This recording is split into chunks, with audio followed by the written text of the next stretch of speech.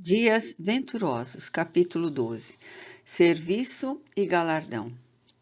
O mês de Kislev, nota da autora espiritual, novembro, dezembro, estuava. O sol despejava dardos de luz e calor, como se travasse violenta batalha com a terra, ressecando-a, vencendo-a.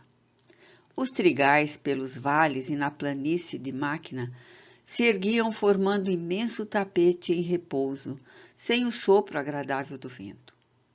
O mestre desvelara-se há pouco, junto à fonte de Jacó, nas cercanias de Sicar.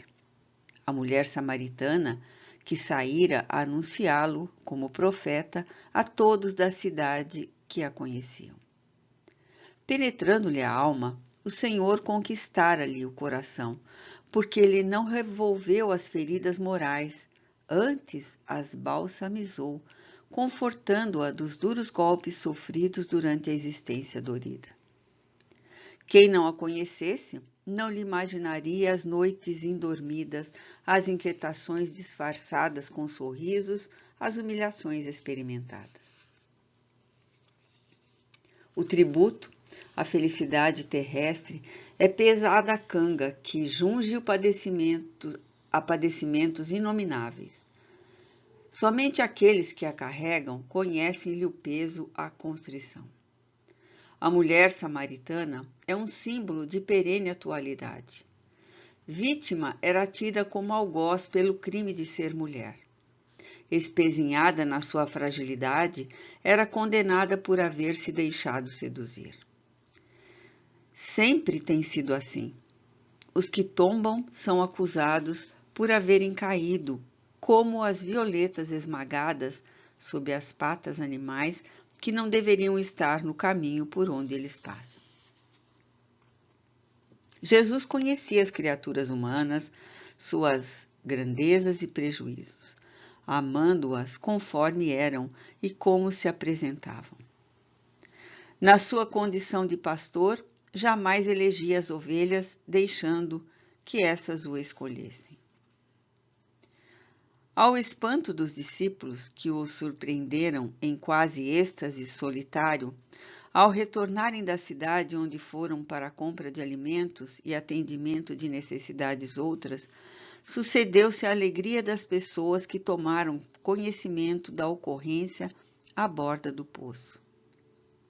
Profundamente tocada pela magia do Nazareno belo, a mulher samaritana não se cansava de elogiá-lo, embora ele a houvesse desnudado. Ela agora sabia que o pecado é desgraça, é morte e que somente a virtude é bênção de vida. Entregara-se às extravagâncias do prazer, passando de mão em mão, quase sem dar-se conta, porque nunca amara. Jamais vira realmente a luz e nas sombras todos os movimentos são sempre silhuetas confusas. Agora não. Acabara de vislumbrar a claridade, alcançara outra dimensão. Dialogando com aquela mulher estranha, quase detestada por pertencer à raça da Samaria, Jesus arrebentou as algemas do separatismo, dos preconceitos, atravessando as fronteiras colocadas pelas paixões humanas. Universalizou o seu amor, a sua mensagem. Que lhe importava se a adoração ao Pai dava-se no Monte Garizim, na Samaria, ou no Templo de Salomão, em Jerusalém?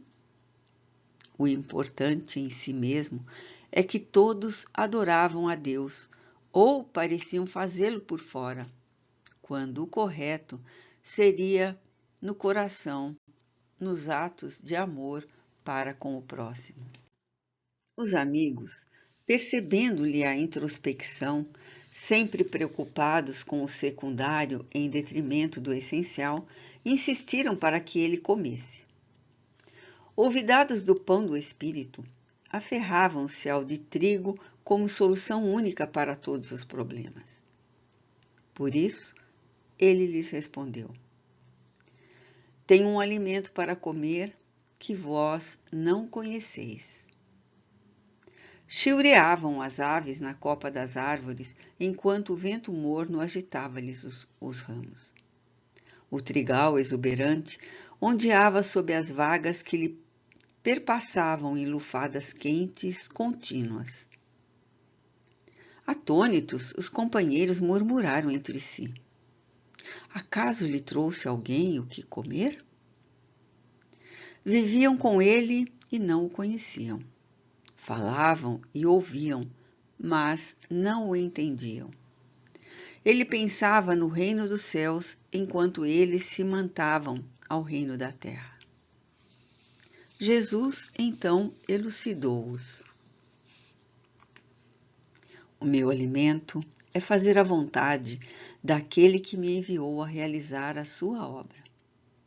E prosseguiu. Não dizei vós que dentro de 4 meses chegará o tempo da ceifa? Pois bem, eu vos digo, erguei os olhos e vede, os campos estão brancos para a ceifa. Ele ainda não se houvera desvelado, nem a João Batista, a ninguém, exceto a samaritana. A sinfonia espraiava aos seus primeiros acordes. Nunca mais cessaria a sua musicalidade ímpar. A pauta da natureza em festa fornecia por todo sempre novos sons, novas melodias. O ceifeiro já recebeu o salário, prosseguiu em doce tom, e recolhe o fruto para a vida eterna, de modo que o semeador se alegra juntamente com o ceifador. Por isso se verifica o ditado: um é o que semeia e outro o que colhe.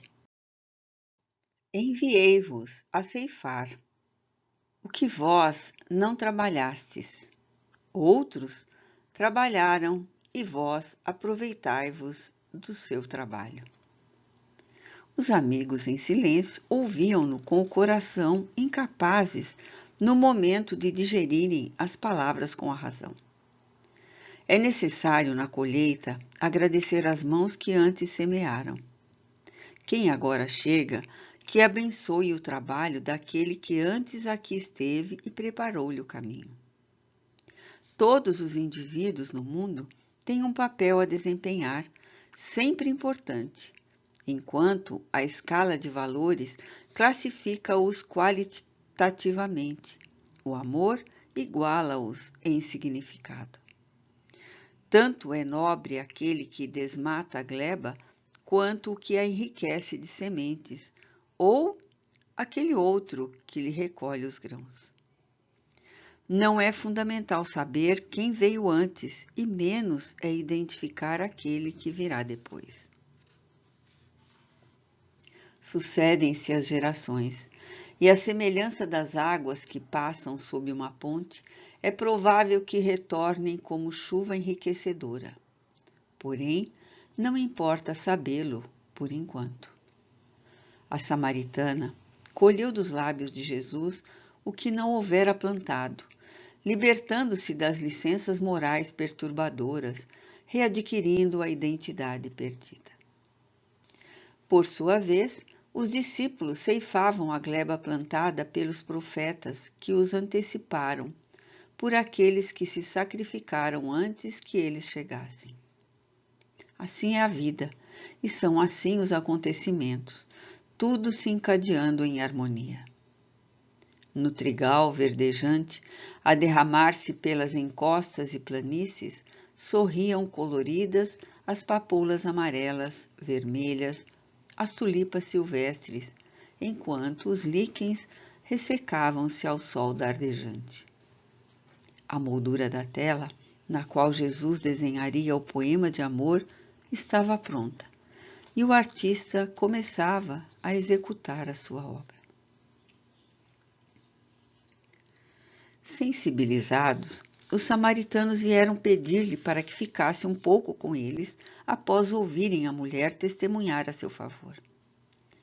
Compadecido, o mestre aqueceu, ali ficando por 2 dias que passaram céleres.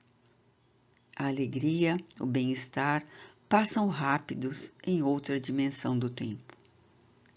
À sombra do arvoredo, falou-lhe do reino de Deus e os enriqueceu de esperanças, confortando-os e amparando os combalidos que receberam cargas novas de energia vitalizadora.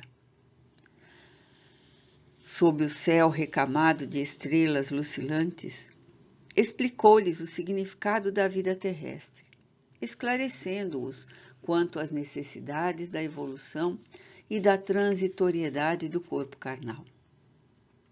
Sua voz aquietou-os, e mesmo as criancinhas buscaram-lhe o regaço, nele se refugiando. Ele, porém, não ficou apenas nas palavras. Era necessário agir para que todos vissem e crescem no seu poder. E assim o fez.